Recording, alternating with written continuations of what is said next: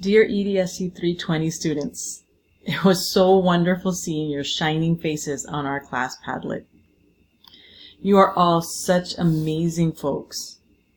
I look forward to learning more about how you will help us reshape society with your gifts and input in our learning culture over the course of the semester.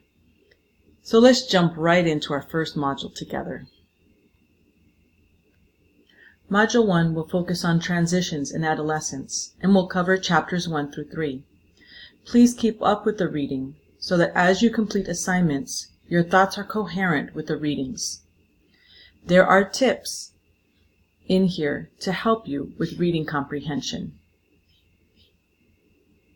To finalize our reflections on our learning culture, I am asking you to do the following. On this Padlet, I have compiled the top 5 values you all expressed as important to you.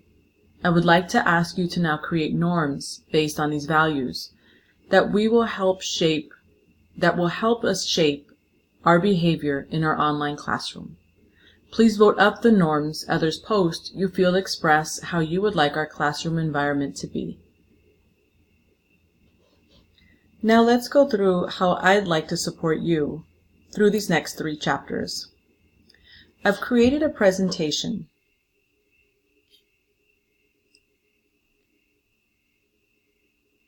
to help support in your reading. First, let's consider how you will read the text. What I want you to think about is how your perception can become your reality. In other words, I read the world through my lens, and my lens is shaped by my culture, belief systems, information around me, etc. So one of the ways I wanted to help you with this is to consider the perspective you are reading your textbook with. We can frame this in 2 ways: perspective taking and perspective seeking. Perspective taking is the ability to take someone else's perspective. You can watch this first video to get a good idea of what this means. And perspective seeking is to be authentically interested in seeing and learning about someone else's point of view. This second video clip can help consider ways to do this.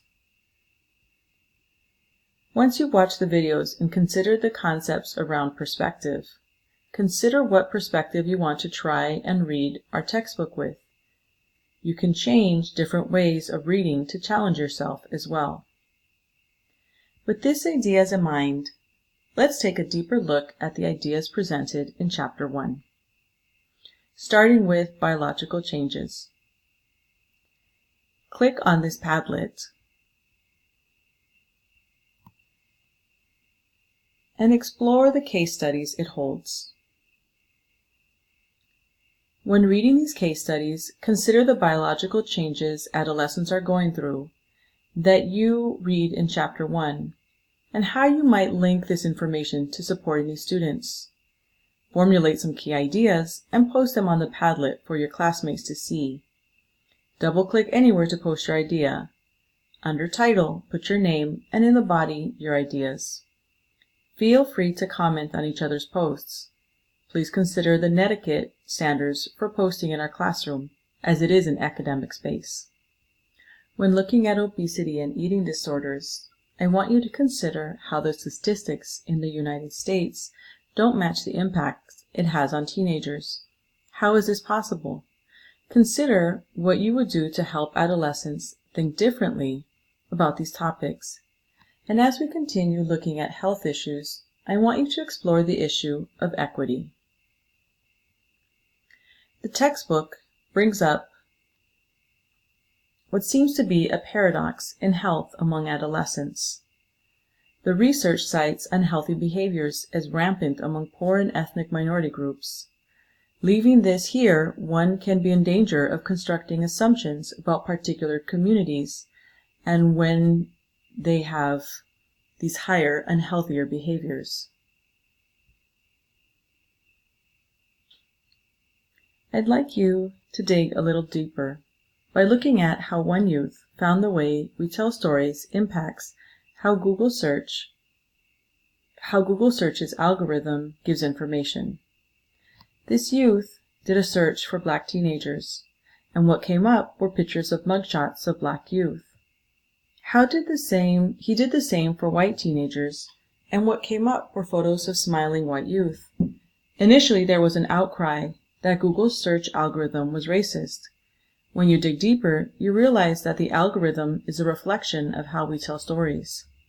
It picks up on a combination of key words that are told together. So how do we tell stories?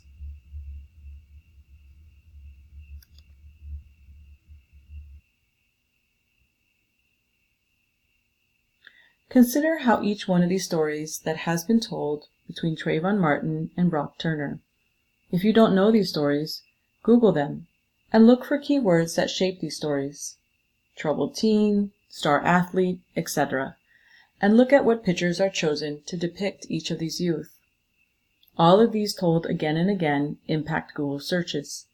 For more, look at the articles linked in the notes of this slide. So, as you dig deeper, consider how stories are told for each of these groups of teens, and how that can impact the way we read research and even look at data. Most stereotypes are incredibly persistent and damaging. As a short video clip from the movie Smoke Signals shows, even with humor, there is truth and the pain of that truth.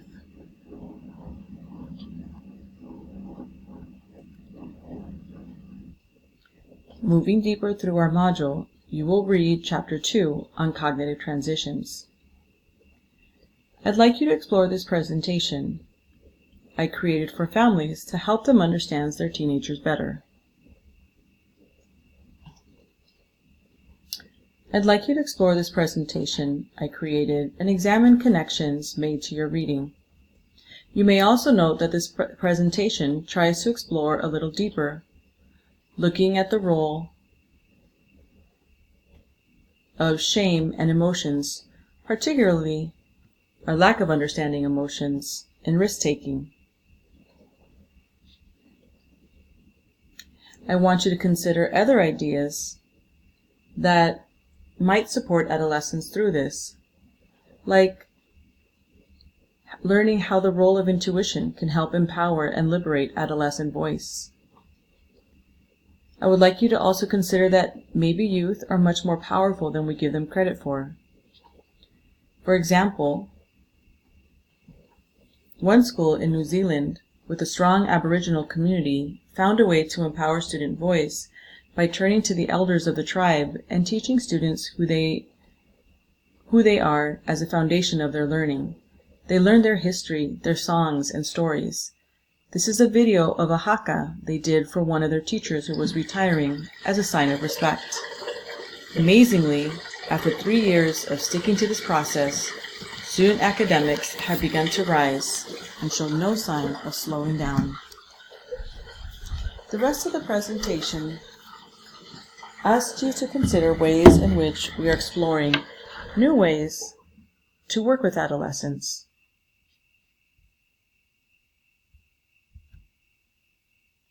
Both by seeing them different and also creating a different learning culture in their classroom. Check out the link in the slides for articles and more information. And finally, as you move through the reading, you will find Chapter 3. Chapter 3 closes our module with asking us to explore the many social transitions youth move through as they travel to adulthood. To expand this chapter, I want you to pause at each slide and consider how what we value impacts adolescents, and in a society that's in flux, how to help them and their families with all the changes they see around them. For example, the false dichotomies imposed on them by society and sometimes family about whether they have done a good job or not, or how the workforce has changed so dramatically and whether a college education is the only way forward towards success. There is one area I'd really like to open up, and that is the section in this chapter that deals with poor and minority youth. Consider these questions and remember what I shared about the lens in which we view the world. For many of us, this lens was shaped by Maslow's hierarchy of needs. We often think we need to give people the basics before we can expect them to move on to the higher, more challenging areas of life. As you can see, I flip it over. I'd like to suggest the opposite. I don't mean food and shelter are not important. I mean that in the most destitute of situations, we see the greatest change, often by those same people who are oppressed. I think a big part of what matters is, do you know who you are? If you do, this sets you up for success, because you can get through any problem knowing the powerful roots you come from. Does history shape us? Does the story told impact our lens? I post here a series of videos. As you watch them, I want you to consider the multiple histories or various realities people experienced, from the European settlers who were able to do a land rush that gave them free land, to those who were cleared off that land and unable to prosper on their own land and with their own culture. And what of those we do not see in these videos? How was their reality during this time period of 1879? After watching the videos, please post a response on this Padlet. Remember, we are in a time of great social transition. How does this impact our youth, especially those whose communities had their cultural rites of passage interrupted? Toward the end of this chapter, the text discusses neighborhoods. I want you to look at this again through multiple lenses. You will see a few programs that hope to learn about reimagining neighborhoods by empowering youth and their families. Remember not to view this with a paternalistic lens. Even the most affluent communities are struggling to save their youth, as this article discusses. Finally, in preparation for your assignment and your own reflections on rites of passage, I want you to watch this video clip that shows how some cultures are trying to regain their transitions through adolescence through healing. I even share my own family's journey as we reclaim rites of passage for our children. My husband grew out his dreadlocks in honor of our youngest son, from the time I was pregnant with him until he turned 18 and graduated from high school. After this graduation dinner, my son cut my husband's hair in a ceremony as a sign of passing on the baton of life and responsibility. So let's talk about your assignments for this module. You will have a reflection due answering this question.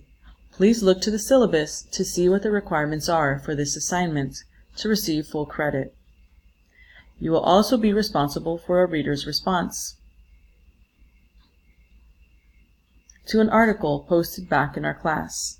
Again, check the syllabus to ensure you cover all the required areas to receive full credit. And finally, our first class discussion. Please watch this video and write a response responding to the prompt. Please note the deadlines for discussions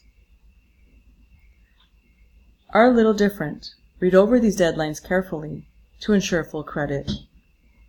Please know I try to give as many resources as possible to be successful. Check out the tips for each module and the extra resources available to you in Titanium and even back in our course material, where you will find extra resources.